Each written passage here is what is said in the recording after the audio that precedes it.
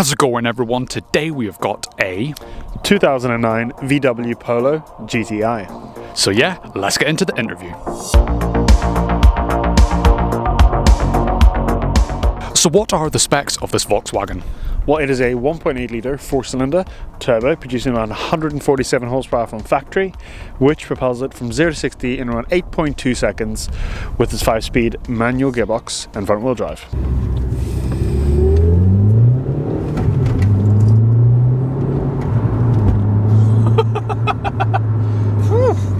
What was that? She gets up and goes. So what is the history on this Volkswagen? Well, it was originally spec'd in England and bought in England.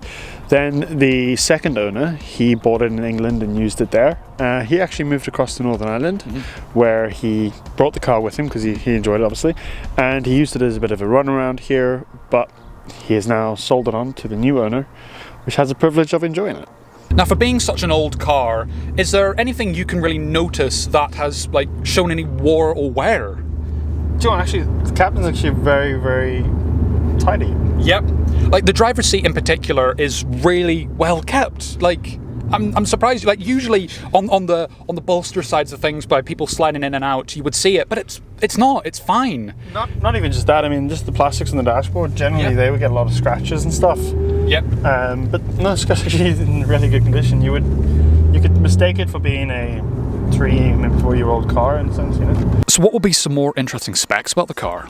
Well, it's actually a 20-valve engine, which means it has 5 valves per cylinder, which isn't very common.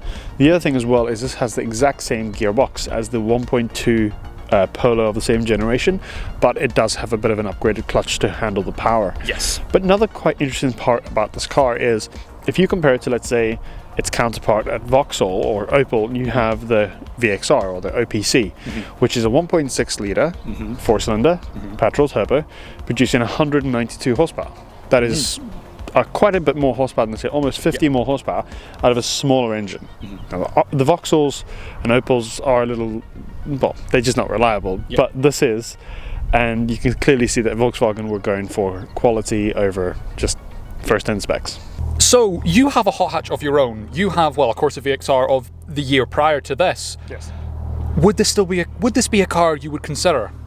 I'd say for the fact that it's more reliable, yes. For anyone knows the story, the Corsa has been off the road now a year and a bit, waiting for parts.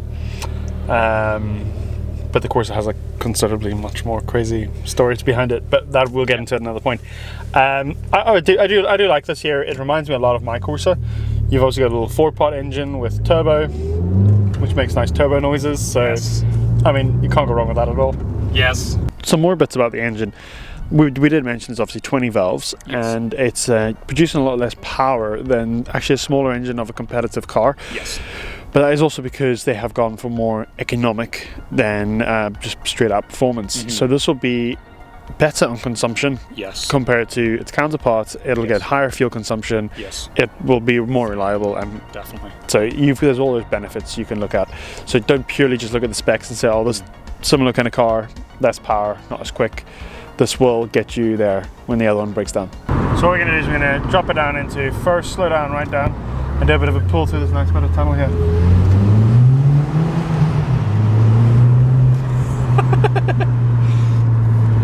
It's got a good noise. It's got a good noise, a lot of induction, but It does. it's that right balance of, it's not gonna wake your neighbours in the morning, but you can still hear it and enjoy it, you know? What would be the GTI additions that Volkswagen will have added to it? Well, I think there'd be a bit of a mix with the Quirks there in the sense. Yes. So if you look at the headlights, the back end of the headlights is not silver like on a standard Polo.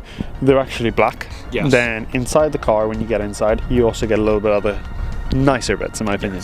You've got the bucket seats, which is obviously a great win.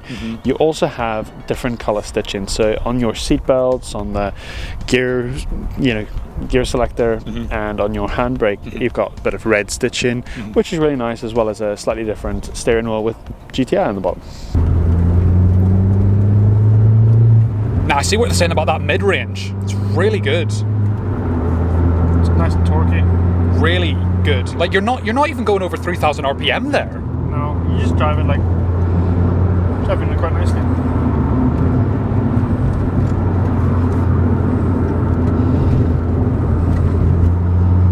God, feels very solid just around these corners. You know, that's what a hot hatch is for.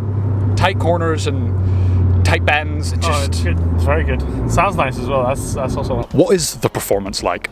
Well, you know, it's a hot hatch. I mean, it's light. You got good amount of power there. Manual gearbox makes it fun no matter where you're driving. Yeah, you got good mid-range to high-range power. Like any turbo car, it's gonna be a little bit lacking in the lower RPMs, but the minute the turbo spools, you'll be getting good progress. You can definitely have a whole load of fun in this, and even just driving it through the town, just driving nicely, you have that really nice burble from that exhaust. Yes. Which is not standard. No, it's not. It is a Scorpion exhaust. Which makes it sound even better. Yes. So for handling, how are you finding it? Well, it performs really nicely. I mean, it's a small little car, so you've got that there, which is good.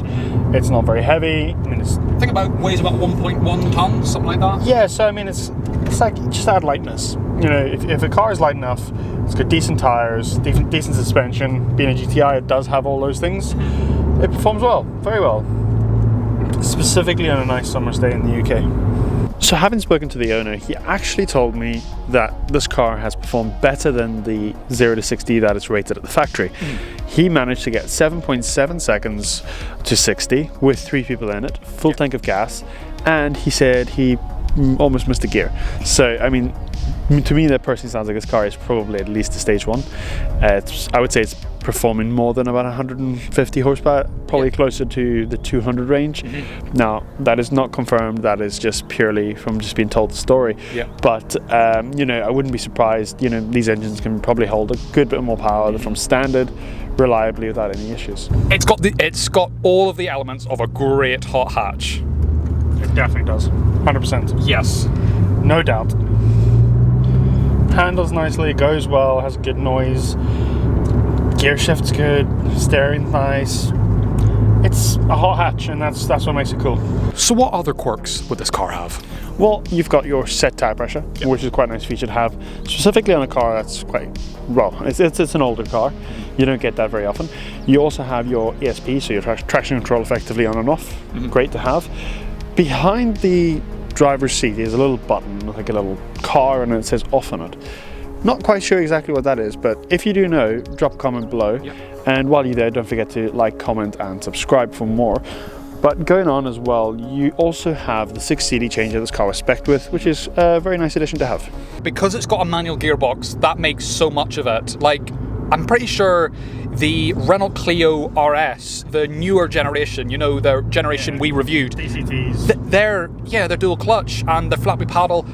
That's not a proper hot hatch to me. This is a hot hatch, you know? No, the hot hatches these days are getting into supercar performance from a few years back. I mean, you're talking about more of the hyper hatches, so like the RS3s and A45 AMGs. But I mean, they're getting into quicker speeds in the Bugatti around the Nürburgring. So I mean, if you think of how quick these little things are, they're very, very quick. Maybe not on the top end speeds. You're not going to hit anywhere near 200 mile an hour. Probably not going to hit anywhere near 150 mile an hour.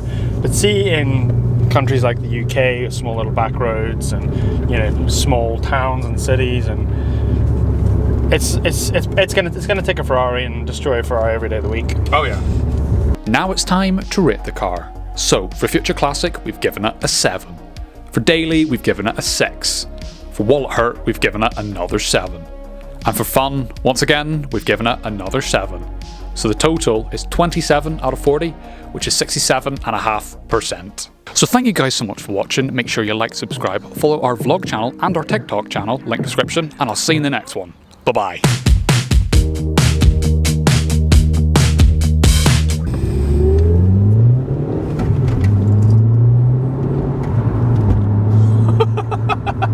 I was being gentle for the gearbox, Kieran, don't worry.